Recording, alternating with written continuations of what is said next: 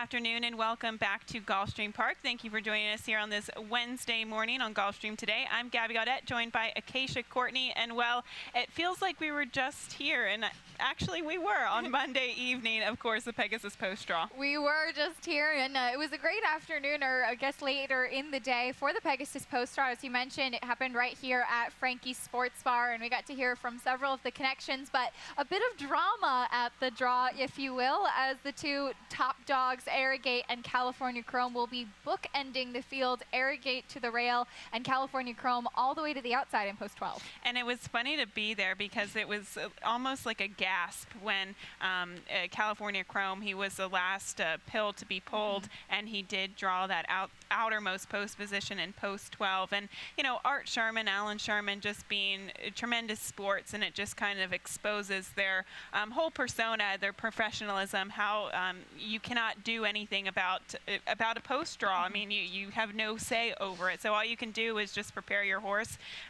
for his the best case scenario come Saturday. And Art Sherman just kind of saying, well, you know, at least he won't be in the gate for too long. I loved hearing that from Art, and as you said, it really does just give a little bit of a glimpse into how that whole team has worked with California Chrome. Worth remembering, he did win the Dubai World Cup from post 11 and with a saddle slip and all of that too. But we were looking at it, not many 9 furlong races have happened here at Gulfstream, so it is a bit hard to find stats, but he is in good company with the likes of Big Brown winning from the outside as well. So we will see how it all shakes up. But Arrogate did arrive here at Gulfstream yesterday too. He did. He arrived yesterday, and he actually went out for a gallop this morning. He looks great in the flesh, and it looks like all the pieces of the puzzle are finally coming together as we are just a few days out. But wanted to talk about Saturday as well, and we have some news in terms of those guaranteed wagers. So we'll show you those right now. We have a guarantee, a late pick 5. We have $500,000 in that late pick 5. We've got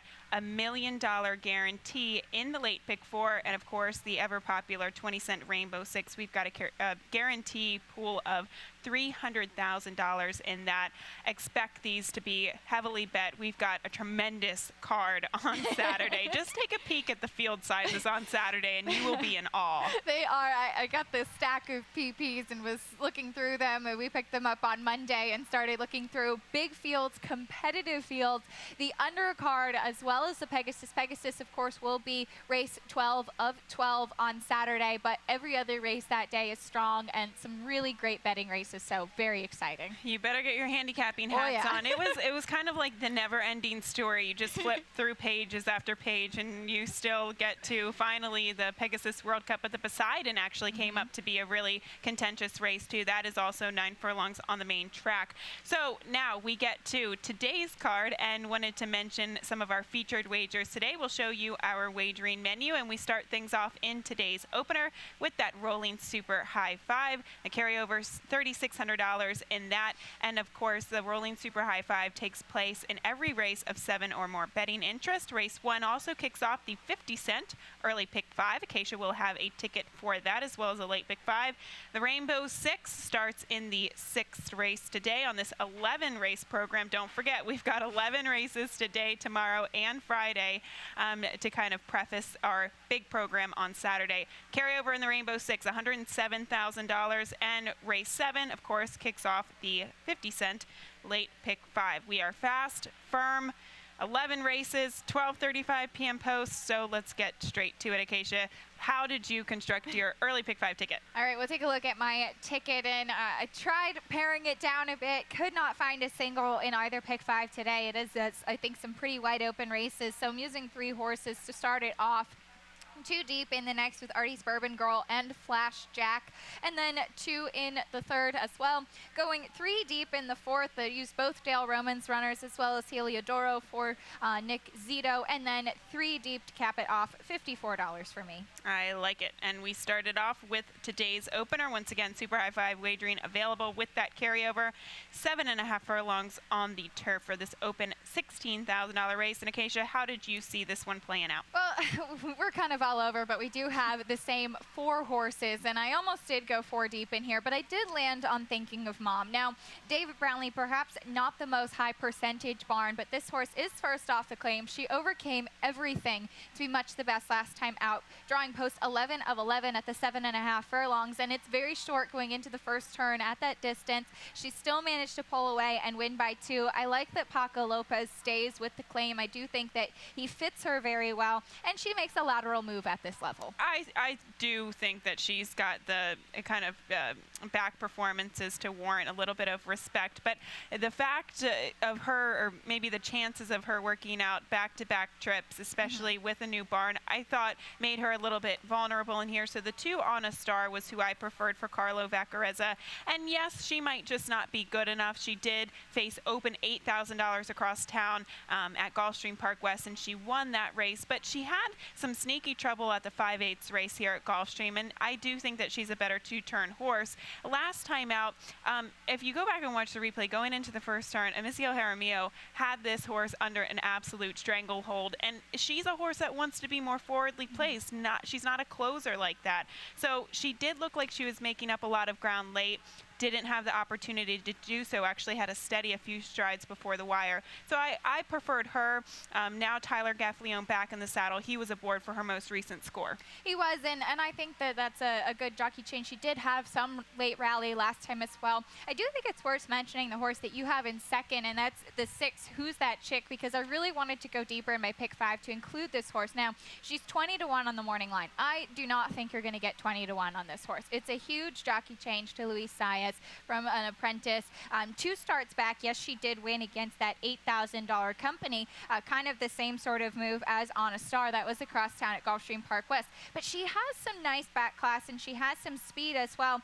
She's also a 5-time winner at this distance, so I like the jockey change. I think tactically she'll be a little bit more forwardly placed than last time. And I do think that for the level last time out, that open $16,000 condition, it was tough. It was a tough race, for sure. You had Reagan's Odyssey and Debbie's Tude, not to mention some other good runners in there. Debbie's Tude, she actually, I believe she won a stake at some point last year. So that just goes to show you how really tough that particular field was. As we take a look at the second race on the card to kick off the early pick 4, 6.5 furlongs on the main track. This open 6250 claimer and the number 2 Flash Jack at 5-2 was where you go here for Fernando Abreu. She is getting a bit of a class relief. She's getting a bit of a class relief, and that is why I did go with her. She ran against 12-5 condition claimers last time, and it was a respectable finish. She did finish 4th. Now, at the start, there was a horse on the outside that actually did dump her rider. There was a bit more shuffling, more towards the inside as well, so it was just kind of a messy break all over the place in that field. I just think she was running against a bit too tough, and that's the biggest thing for her. So I do like the class relief in here, and she's run well against tougher a few starts back. And I cannot argue with that. The one Artie's Bourbon Girl, was where I went to the rail today. We'll have to work out a trip from the rail post, but we'll show a stat here for Gilberto Zerpa, first off the claim with his dirt sprinters.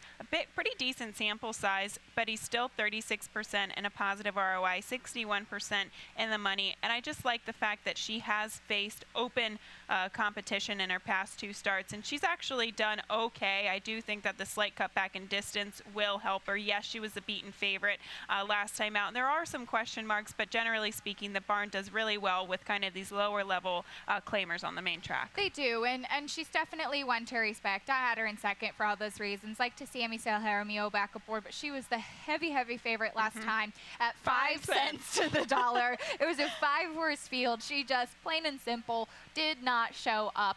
I think that it was George Navarro had claimed her. They had the for sale sign right back and kind of came in and came out of the barn, and she's been pretty popular at the claiming box for sure. So she has to prove that she can run well after that, but one to respect. And even the number 5 Dancing Cool, one that could probably pick up the pieces if there is a little bit of a pace scenario that happens in front. We get to the third race on the card. Non-winners of 3 lifetime 6250, 6 furlongs onto the main track, and just 1 scratch in here. Acacia, the 4 Remarkable Tale was where you land. I had a tough time with this race, and Me too. I can't blame you for landing on 7 of Jack. That was almost the horse that I put on top, but it's just kind of like you look at horses that that have either been running at this level and perhaps running okay, but not really getting the job quite done. And then you look at a horse that's taking a class relief. And so I did go with the class dropper. If you go a couple starts back, he did win against 12-5 non-winners of 2. So they stepped him right up to the 16 condition claimers after that. He did finish third, didn't show up last time at all back in the non-winners of 3. So now he's kind of in this lower 6250 non-winners of 3, but this just might be the spot where he needs to go. Instead of taking a lateral move after that non-winners of 2, he did step up in class. I'm hoping a little bit of the cutback in distance and the class relief will help. It's a tough race to really have a tremendous amount of confidence on any one horse in here. And Remarkable Tale, he very well could do it on the class drop or back down to this level. He was facing maiden claimers for lowest level maiden claimers for quite some time, and he finally got over the hump, and I thought they stepped him up to maybe a little bit too tough of company. But his last race, even though he didn't get off to a great start, it was pretty bad. It was just bad. It was absolutely bad. So maybe you can just give him the benefit of the doubt. I went with a horse who I think has been in pretty consistent form lately, and that is the 5-7 of Jack. He's coming second off the layoff here. He closed last time out, and I think he'll be able to get a pretty good pace in front of him to do the same today, but hopefully he gets up in the nick of time. And the connections, Victor Barboza Jr., another trainer who does well with these lower level claimers. And you have to expect to the inside that Kunovice and Joey Sixpack, the 1 and the 2, both of whom we use, will definitely be forwardly placed. Okay, that's a wrap for race 3. We get to the 4th race on the card, a maiden $25,000 event, 6 furlongs onto the main track, and we do have a scratch of the number 5. And Dale Romans brings out 2 horses in here. I was really debating going between either one of them. You go on the Summer 054. I went to one, you went to the other, and so I think, honestly, in this race, you have to use both. Dale Romans has been having a great Gulfstream meet since coming down here, and I went to a first-time starter. Now, interestingly enough, in the past year with first-time starters on the dirt, Dale Romans is 16% in the win column and an ROI of 274. Now, that is mostly maiden special weight. He doesn't really very often debut with maiden claiming. I did have some interest in another first-time starter with the 5-chambered. That horse scratched, and just looking at Silver Wraith, his other horse to the 1 hole, he does very well at the maiden claiming level. It was just kind of off the layoff, the turf to dirt, a lot of changes. So I did go with the first-time starter, who is a half-2 graded stakes winner, Ready to Act, who did win at first asking as well. And they bought him for $35,000 at the sale. The horse, it looked like he had been working pretty consistently at Churchill. They gave him time after November. They brought him to Gulfstream and then kind of picked up the work tab from there. So there might have been a little bit of a pause in terms of his training, but it looks like he has been training well and even improving in the morning. So that's where I was interested in this horse, and also gets Lasix and gets Corey Lannery, pretty much Dale Romans' go-to rider, whereas the 1, Amicio Jaramillo, is on the 1 for Dale Romans. But I wanted to show you a stat here for Silver Wraith and Dale Romans in general. With his maiden claiming horses on the dirt, primarily at Gulfstream, very successful, 33% positive ROI, $2.54, and 67% in the money. And this is primarily horses who have had starts in the past. I know this is first time for Dale Romans, but we've just seen the barn do so well, and he's kind of got the back numbers that would warrant some respect against maiden special weight company. He does, and if you look just at his start races, he's technically getting a very significant class relief, because his last few races were on the dirt when he was with Marcus, or excuse me, were on the turf when he was with Marcus Vitale. His dirt races were in maiden special weight, as you mentioned. So now dirt races, he's going maiden special weight to the maiden claiming 25,000. So off of that, he's, as I said, I think you have to use both in this race. And another horse who kind of has similar form, so to speak. We have a horse who's been going on the synthetic and the turf, and now getting back to the main track. That is the number 2, Gold Shark. Blinkers go on this horse, and he was facing pretty much the best maiden special weight company at that time. You see in the running lines, Zulu, Sharp Azteca, Kelly Tough, Dig Deep, Tarpies, Surprise, Conviction. Some of these horses were just really strong at that particular time, but the question is he the same horse? And that really is the question. He's been running on the synthetic. His first race at Gulfstream this year was on the turf. Now, a reason that I think you have to use him is, especially with the addition of the blinkers, he's going to be the speed in this race. He definitely is that. As we get to the 5th race on the card, let's turn the page to this maiden $50,000 race. 5 furlongs onto the turf, and I had a little bit of a tough time. I was going back and forth between horses, and I found actually a stat on Pert. And I wanted to show this because this is what solidified my decision to land on the number 8 in here for trainer Brian Lynch. With his turf horses cutting back from routes to sprints at the maiden level, strong numbers, 27%, and look at that, nice ROI, $5.42, 50% in the money. And this horse just looked great last time out, and maybe she just doesn't want to go that long. That is why I landed on her too, and I remember really liking her, picking her on top last time out, going a mile at Gulfstream. After coming out of a pretty strong maiden special weight, last time was her first time going to the maiden claiming, but she gets the cut back to sprinting, and her only sprinting on the grass race was in her debut, which was maiden special weight against the boys, and it was a strong field as well, and she did actually finish up pretty strongly. Now, she showed some speed stretching out last time out. I like that Javier Castellano stays, and it looks like she was working really steadily, really sharply on the Palmetto's turf course for that race. So I think cut back in distance, and you showed that great stat. That kind of solidified it for me too, as I did have questions with some of the others in this field. That was exactly right. I was questioning pretty much everybody else, and I also think her hand was a little bit forced from that rail post position. There were other speed types in there. You don't really want to get off to a slow start and then be stuck behind horses from the rail going the mile here. So I thought that they might have used her a little bit to get the lead, whereas she might just have more of a versatile running style. But other than that, we will go to a spotlight replay of Delightful Lana and Irish Fix, and this was last time out. That was on the 22nd of December. We can see the number 9 Irish Fix and the number 3 Delightful Lana. And I cannot go back to Irish Fix, even though she gets blinkers on for the first time today. I know, I can't either. And you see, there was actually a loose horse in that field too. Now, the jock was okay. He got up just fine. It did impede some of the horses towards the rail, but Delightful Lana and Irish Fix were actually okay. So just take note of that. But I can't take Irish Fix after that. I thought that Delightful Lana, who came along the outside, did close pretty nicely. Now, they stretched her out. She's had another race since then, going 7.5 furlongs. She's cutting back to the sprint now. I like her much better at this distance for sure.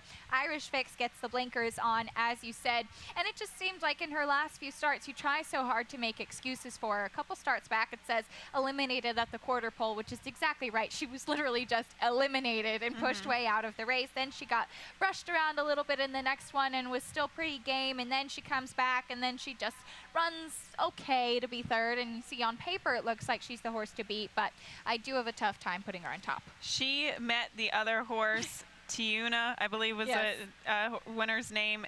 She met her eye to eye and she said, nope, I'm going to let you win this one today. So yes, the blinkers on, that equipment change, that might make her a little bit more competitive, more aggressive, more willing to win today. But off of that race, this is Acacia. Maybe I'm just kind of bitter because I have been following her for the past couple of starts and wanting to bet her because I thought that she was coming out of really troubled trips. And once she finally got everything going her way, she just could not deliver. And I think this is actually a pretty good field for the level. So I took I'm going to put her in second after that race. And the number 6, Cool, was another one who I think just gets a much better post today. She had a break from 10 of 10. She was tried to be used early. She just wasn't naturally as fast as some of the other speed types in there. But I think with kind of a lateral move, she very well could probably sit a stalking trip more comfortably. Now she has some experience under her belt, and I think that this is kind of wide open. If you don't like the favorites, we both go to the outside with Pert, banking on the fact that that cutback in distance will help her, but it could certainly aid a horse who may be on the upswing like Cool. Well, we shall see. That is races 1 through 5. Of course, on this 11 race card, race 6 starts the pick 6, so we'll take a quick break and we'll dive into that action right after this.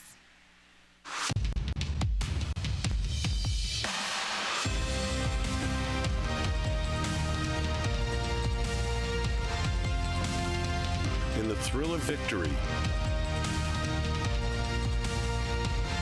and the agony of defeat. Either way, you win.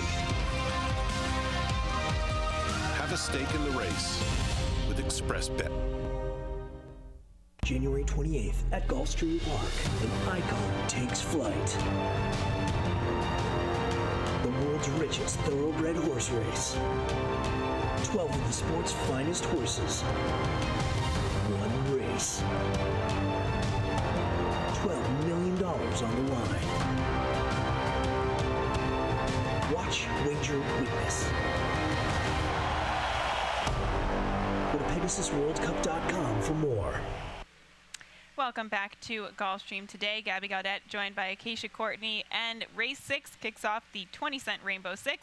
I did construct a ticket. We've got a carryover over $107,000 in the sequence today, and the ticket's a little bit on the more expensive side. I try to keep it around $50, but it's a little bit above that today because I could not find a single. I had a tough time, and I initially wanted to use 4 horses in the beginning leg of the sequence because I thought this was kind of a tough race, non-winners of 2 for that 6250 tag. Just using 3 though, by 3, by 3, by 3, and as we get to the final 2 legs of the sequence, I went with the 1, 2 in there in Flashy, Val, and Southern and Sassy, and then in the final race, I really like a price in there, and that's the 6 Land Ho, but also going to the 4 Global Entry, who is the Mike Maker, I believe, favorite in there. So race 6 does start it off on to the 1-turn mile, and Acacia, did you see it in a similar way that I did with those 3 horses? I did, and kind of. I didn't use the 1, 2, 3 bell. I used her more towards the back, but I actually am in agreement with you in your price horse Land Ho, so I was excited that you did say that, but we'll get to that in a minute.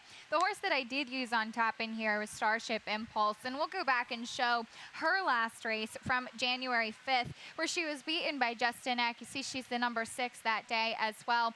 And her last 3 races with blinkers, I think, have really helped her to make a difference. And now she was very game. She kept trying to go by Zip's Legacy, so you can argue maybe there was a little bit of hang in her that day. But Zip's Legacy was going turf to dirt and was dropping in class. I just think perhaps was the better horse that day, just a little bit more game. And she kept trying to go by. So I'm hoping that she gets it done today. And you can't really see from the pan shot, but it almost looked like Zip's Legacy was floating her a little bit wide coming down the stretch and making her kind of continue to regather herself, and it's just tough for a horse like that when she's on the outside and being floated a bit wide. I thought it was a good performance, but last time it almost looked like that was the time to bet her because that race she was almost 9-1. Today, you're not going to get a similar price on that. So it's kind of a missed opportunity on her part. But the 1, 2, their bell is where I landed because of the amount of kind of speed fade type of horses. We have the 3 Solidaire who could show speed,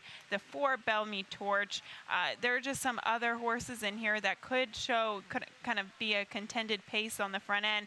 And I just think To Their Bell is going to sit the trip, stalking from off the pace. And actually, she didn't. It was okay last time out. This is a horse who was a long time maiden, but I'm hoping that the light bulb finally clicked. Acacia, I could not.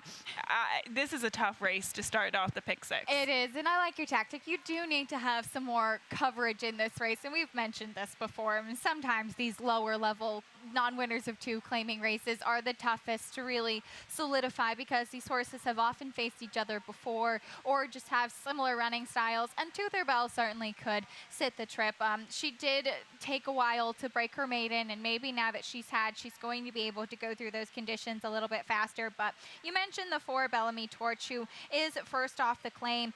Yes, she's moving from Bill Mott to Angel Rodriguez, but he drops her right away, and this barn does do a good job of just basically putting horses where they can win. So that is why I did think that she would be one to put on there, but she will be part of the pace for sure. Okay, a tough race to start the pick 6 as we turn the page to race 7 to kick off the final pick 5 of the day, an open $25,000 claiming event, a mile on the turf. Acacia, you said that you didn't find a single in the early or late pick 5, but let's take a look at your ticket. I tried to keep the late pick 5 a little bit more affordable since I did go $54 with the early pick 5, but let me tell you, cutting it down was tough. So I'm using 2 horses to start it off with Shack Up and Threat, a horse to the outside that did promise actually morning line favorite. Ventina is a scratch in here, so just 2 horses to start it off. 3 in the next. I could not land on a single in that race. I almost singled Gimlet in the 9th race, but I wanted to back myself up with Moonjaz for Keira McLaughlin, who I think could be sitting on a very big performance. Using 2 deep in the 10th race with Flashy Val. I also like Citrus Storm to the outside, and then 3 deep, including that horse that you mentioned, Land Ho, Global Entry, and Ian Smith will be on there as well. All right, let's take a look at the field here, and we go to the mile on the turf, and that's where I thought that the number 10 Threat, who probably will take money, may be a bit vulnerable. This is trained by Ronnie Werner, will take money, as do all horses that are ridden by Javier Castellano, rightly so. But we'll show a stat here for trainer Ronnie Werner with his horses stretching out from sprints to routes on the turf.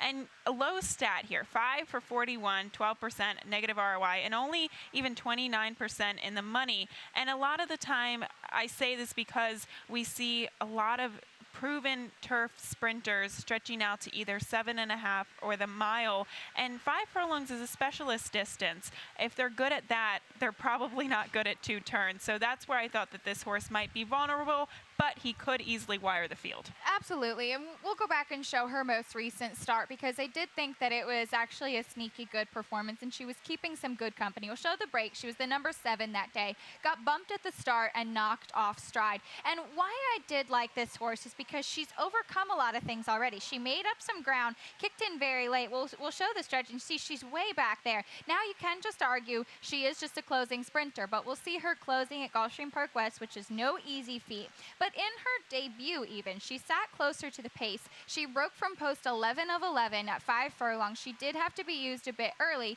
but she showed a lot of tenacity in that race as well. Now, last time out, she was running against the likes of Queen de Valet, India Mantuana, who's now multiple stakes placed and backed it up with a really nice allowance win last time out, was in there. So she was keeping some good company. Yes, the distance is a question, but I liked those 2 races and the versatility that she showed. Exactly. She did show a willingness to close from off of the pace. My only fear is that she is just that 5 furlong sprinter, and those were good performances, and she is coming out of good races. I'm just afraid that she might show some speed and fade. But a horse that you also did use is the number 8 Shack Up, and things didn't go too well last time out, and we haven't seen her since November. No, she was actually pulled up and walked off last time out, so just put a big old line right through that race. That was with the addition of blinkers. I don't know if something happened with that, but the blinkers do come right back off right away. And she had been running very good races prior to that without the blinkers. Second twice behind the horse that I had just mentioned, Queen del Valet, who was just on this winning turf streak at that level. And she seems to be working well since, and she had been in very good form before that mishap last out. A very good points there. The number 1, Stay Safe Kitten. You look at Mike Maker, Luis Saez on at a claiming level on the turf and a rail post position going the mile.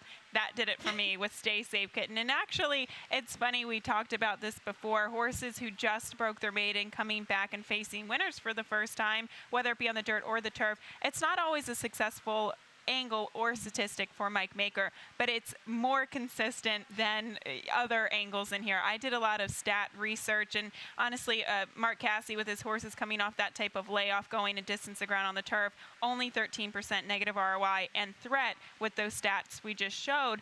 Those were the 2 horses I had interest in, and after those stats, I was like, well, Stay Safe Kitten ran a big race last time out. It was the first time that she dropped down to the maiden claiming level, and I think this is where she belongs. And Stay Safe Kitten is a safe bet for sure, with, as you mentioned, the connections, and we've mentioned this a few times, that Luis Saez does seem to ride these claiming levels very well, and she is the proven commodity, if you will. All right, let's get to the 8th race, an open $16,000 claimer, 1-turn mile onto the main track. And this is another one I just cannot, and I always get beat by these horses, but if they win, I lose. The 5 Alsterone won by 17 lengths last time out, Acacia, for maiden 12.5, and they do not really step her up. They just keep her in for the $16,000 tag, continuing to dangle the bait. I don't know what it is.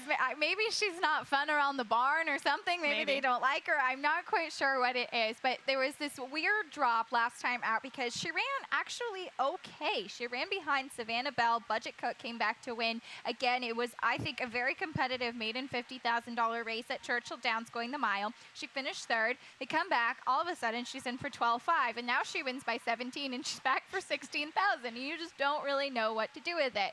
For what it's worth, Eddie Keneally with maiden winners last time out on the dirt, he is 28% and an ROI of 234. It's just, that's why I put her on top, but it's the price tag that just keeps confusing me. It is, and maybe they're just being competitive with her, but you know, she won by such a significant margin last time out. I thought maybe they would protect her or put her in maybe like that allowance or optional claiming condition, something like that.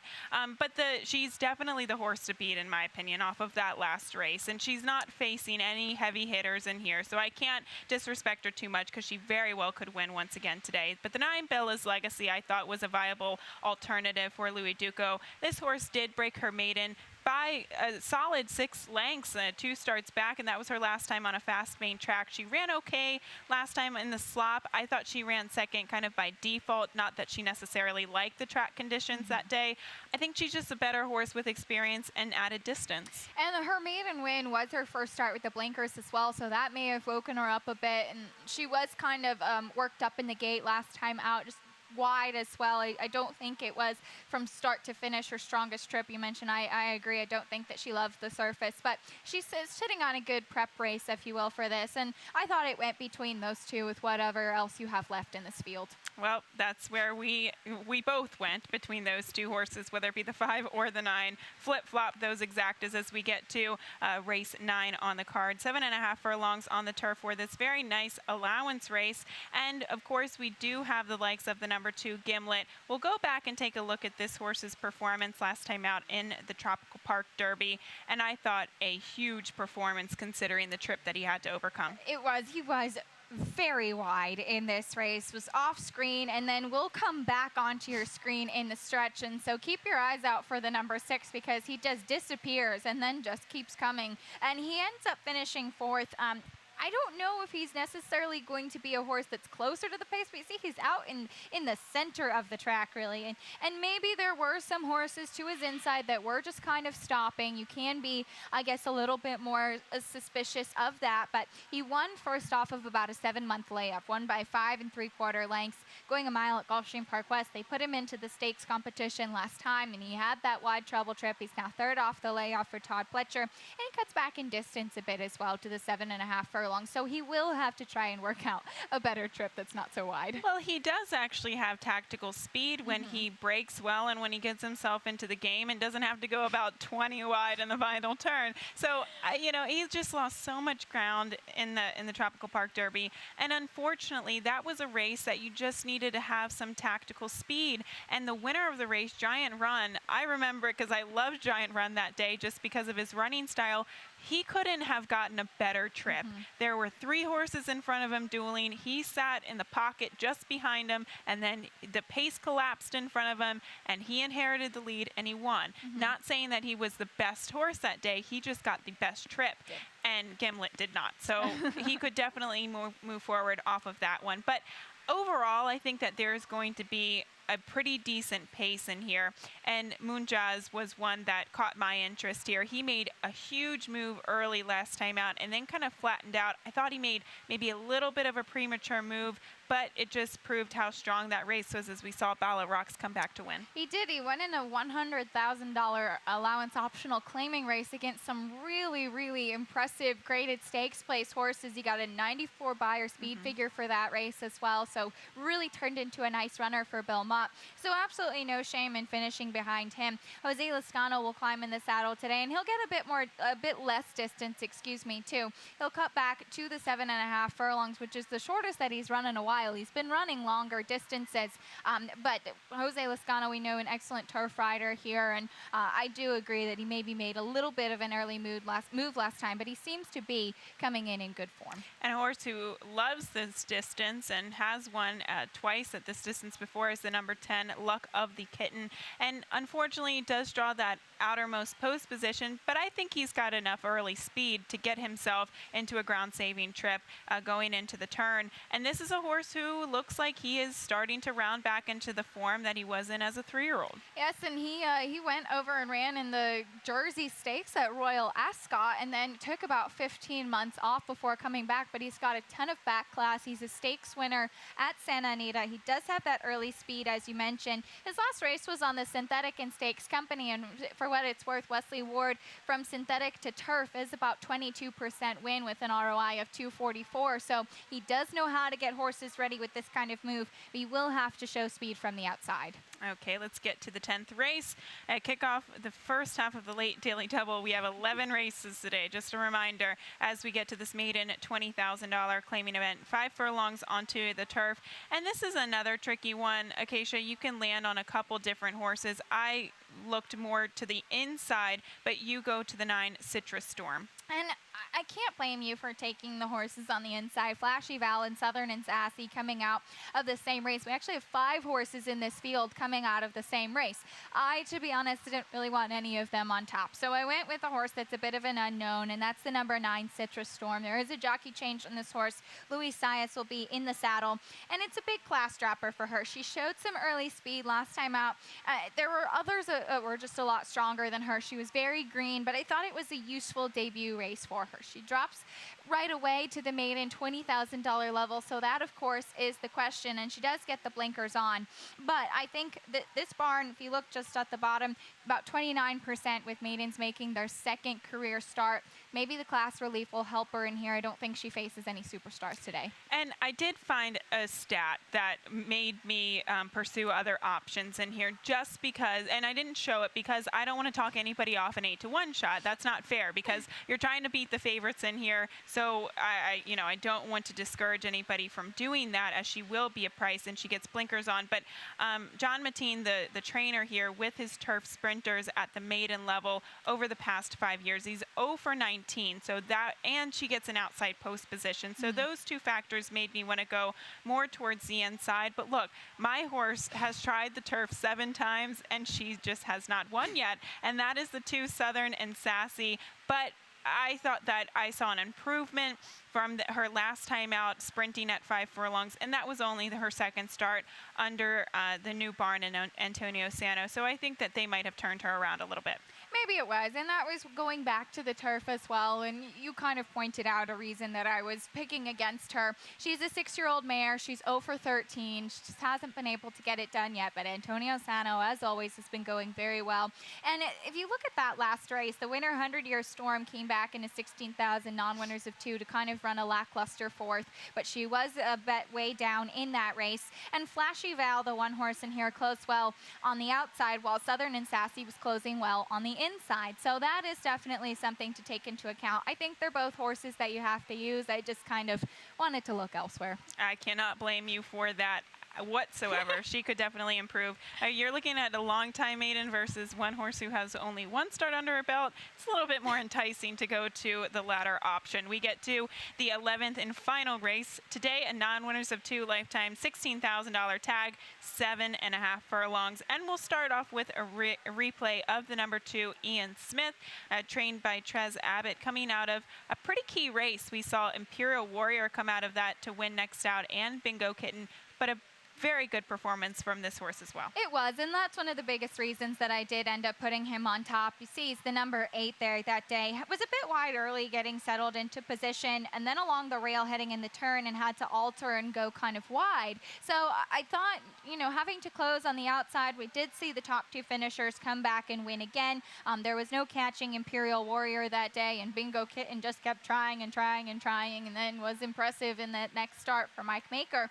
An interesting thing about Ian Smith, though, is that since moving into Trez Abbott's barn, he's kind of switched to a closing tactic, where when he was with Todd Pletcher, he used to show a lot more speed, and he's run well closing, but I almost wonder if being a little bit closer would be beneficial for him. It is hard to take a horse that is just 1 for 9 and has kind of been stuck at this level, but thought off of that last race, looking at the rest of the field, that's where I landed. And he has been drawn outside post positions in the past couple of starts, and maybe that is another reason why we haven't seen as much early speed from him. But I think one to definitely use, the number 4 Global Entry. Wanted to show a stat here for trainer Mike Maker with his horses on the turf, dropping from allowance levels to that claiming level, which is what this horse is doing. 35% positive ROI, $2.27, 64% in the money. They put the blinkers on him last time out. Now they're dropping him. This just seems like that prototypical Mike Maker, Ken and Sarah Ramsey, Javier Castellano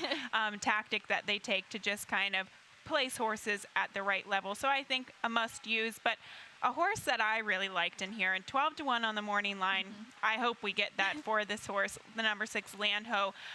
Tino Attard trains this horse, and last time out, it was very weird because this horse just was pulling the rider. Amicio Jaramillo never really had the opportunity to put his hands down, but this is a horse who's supposed to be closer, and I think that's why he was so rank, was because he wasn't given the opportunity to run early. I agree. And you see, I used this horse in second, and I would love to get 12-1 on this horse, but kind of steadied on the first turn as well and just didn't really recover after that break. Broke from the rail, didn't show much gate speed. I almost wonder, I kept looking back trying to see if it was almost that he kind of broke a little bit off balance, just didn't look comfortable, and he was ranked, as you mentioned.